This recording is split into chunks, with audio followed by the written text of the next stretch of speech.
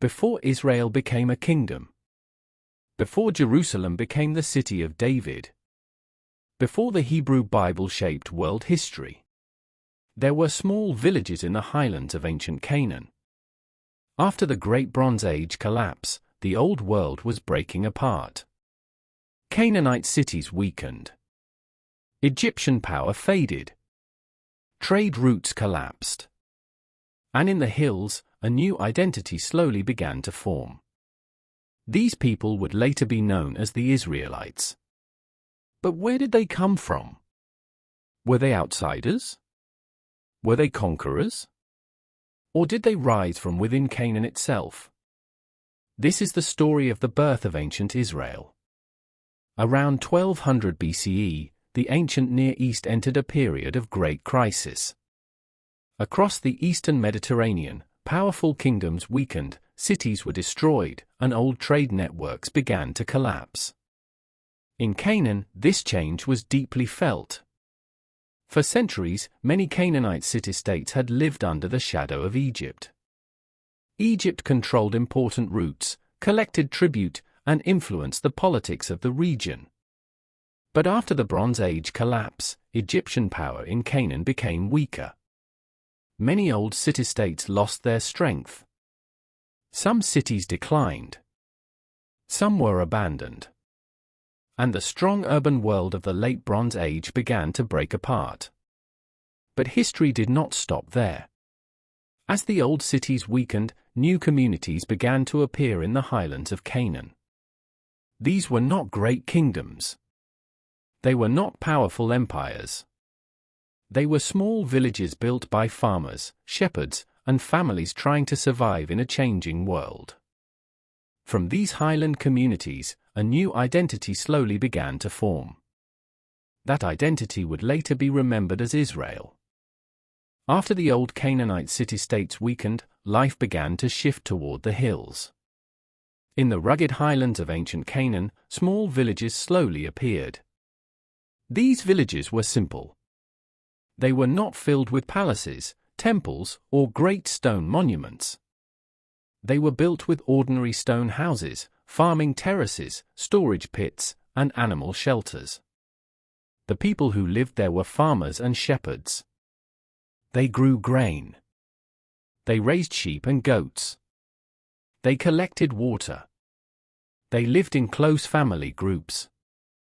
Their world was not the world of kings and empires. It was the world of survival, land, family, and community.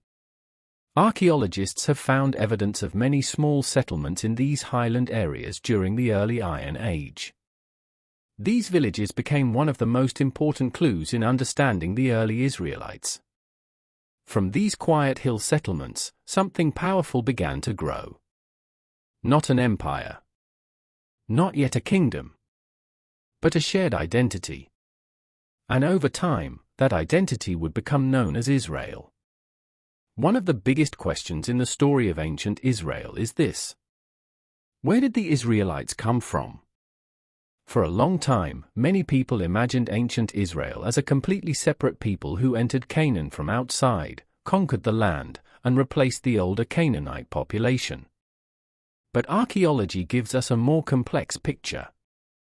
The earliest Israelite villages appear mainly in the highlands of Canaan. Their houses, pottery, tools, and daily life were very close to the culture of the Canaanites around them. This suggests that early Israel did not appear from nowhere. Many scholars believe the early Israelites emerged from within Canaanite society itself, especially from rural communities, shepherds, farmers, and highland groups. In other words, ancient Israel grew from the world of Canaan. They shared the same land, many cultural patterns, and even some traditions. But over time, they developed a separate identity. They became different not because everything changed overnight, but because identity, memory, worship, law, and community slowly shaped them into a distinct people. So the birth of ancient Israel was not just a story of migration or conquest. It was also a story of transformation. From Canaanite roots, a new identity began to rise. and that identity would become Israel. But where did the name Israel come from? In the Hebrew Bible, the name begins with Jacob. After a mysterious night of struggle with a divine figure, Jacob is given a new name, Israel. The name is often understood to mean one who struggles with God. Later, Jacob's descendants are remembered as the children of Israel. Over time, this name became the identity of a people, a tribal community, and eventually a kingdom. But Israel is not only a biblical name. It also appears in archaeology. Around 1208 BCE, an Egyptian inscription known as the Merneptah Stele mentions Israel.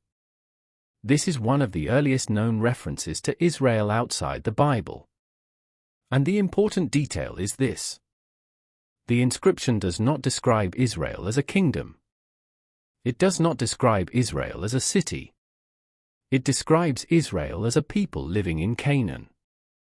That means before Israel became a kingdom, before Jerusalem became its center, the name Israel already belonged to a people forming their identity in the land of Canaan. If ancient Israel began in the highlands of Canaan, how do we know? The answer comes not only from ancient texts, but from archaeology. Across the hill country, archaeologists have found small early Iron Age settlements. These were not royal cities. They were not massive urban centers. They were simple villages built by ordinary people. The houses were often made of stone. Many had courtyards, storage areas, and rooms arranged for family life, animals, and food production. Some of these houses are known as four-room houses, a style later strongly associated with Israelite settlements. Archaeologists also discovered pottery, grinding stones, farming tools, storage jars, and remains of crops and animals. These finds show a rural society based on agriculture, herding, and village life. One important detail is the noticeable absence of pig bones in many early Israelite highland sites. This does not prove everything by itself. But it suggests that food habits were becoming part of group identity. Over time, these daily practices helped separate early Israelite communities from some of their Canaanite neighbors. So archaeology shows us something powerful. Ancient Israel did not begin with palaces, armies, and monuments. It began with villages, families, farms, stone houses, and a slowly growing identity.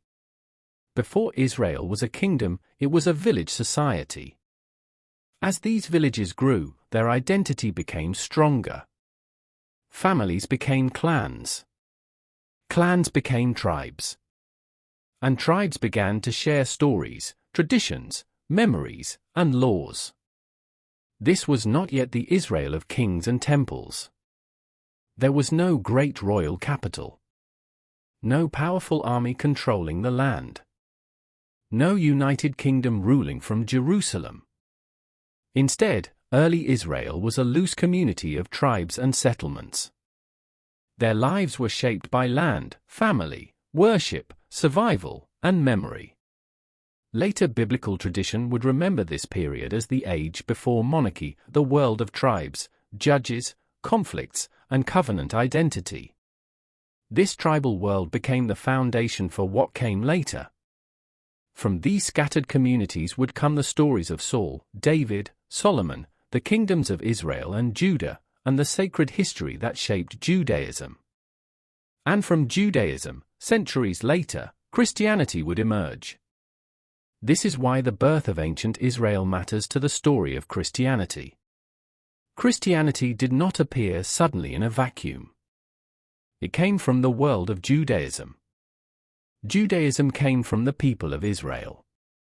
And ancient Israel grew from the land, culture, and crisis of Canaan. To understand Christianity, we must first understand the people, texts, places, and traditions that came before it. The story of Jesus, the apostles, the early church, and Christian civilization cannot be separated from this deeper history. Before Christianity became a world religion, there was Judaism. Before Judaism became fully formed, there was ancient Israel.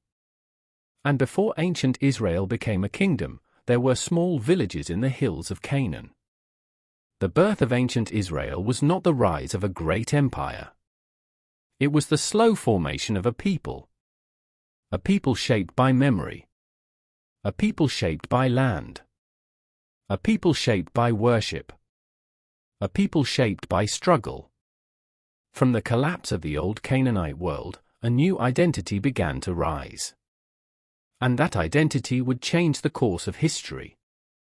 Because from ancient Israel came Judaism. And from Judaism came Christianity.